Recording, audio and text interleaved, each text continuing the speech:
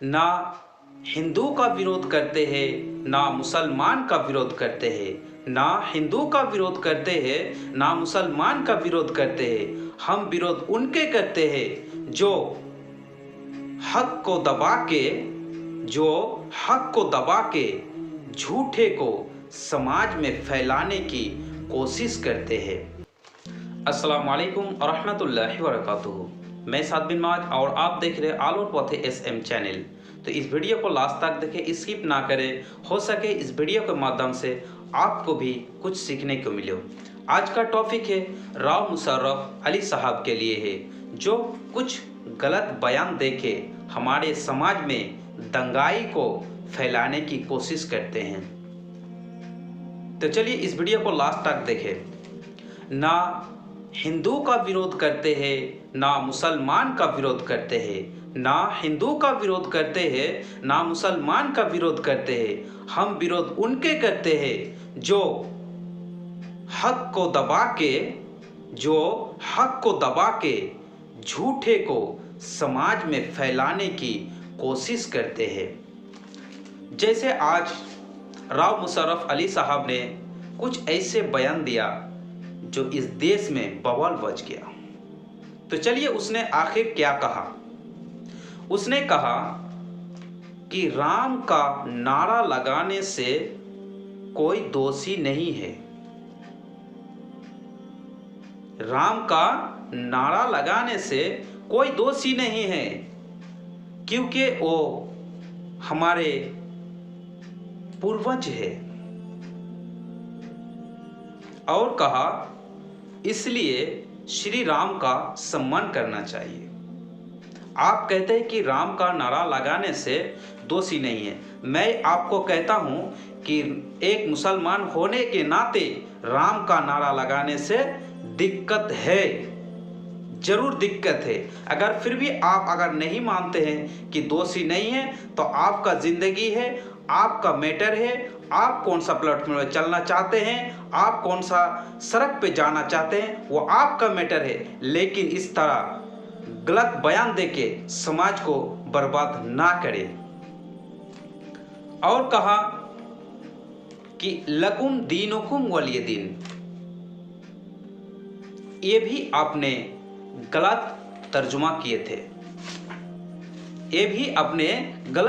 किए थे, लकुम दीनुकुम वलिय दीन, यानी तुम्हारे लिए तुम्हारा दीन और हमारे लिए हमारा दीन।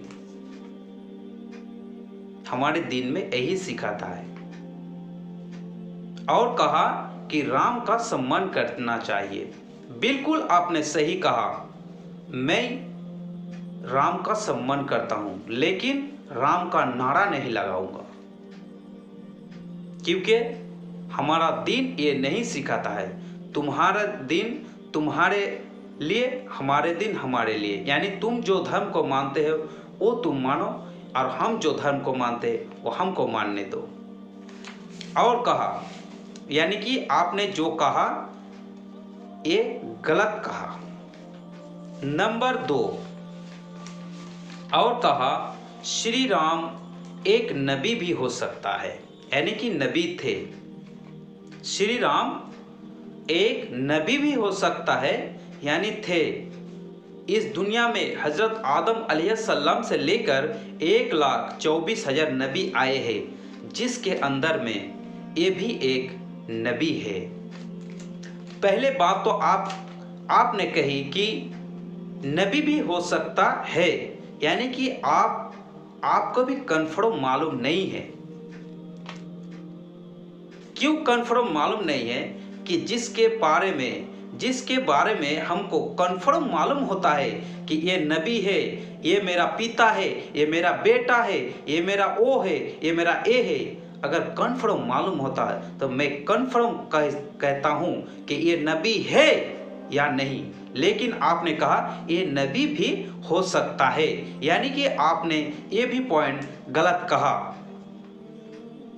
और कहा श्री राम का जन्म, और कहा श्री राम का जन्म 18 लाख साल पहले हुआ है।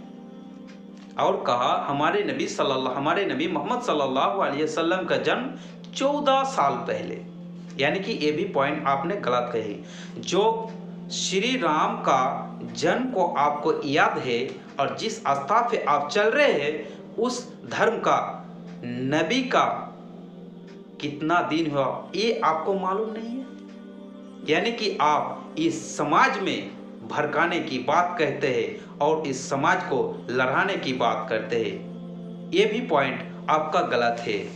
और कहा श्री राम को जो नहीं मानते हैं वो कुरान के खिलाफ है और इस देश के गद्दार है।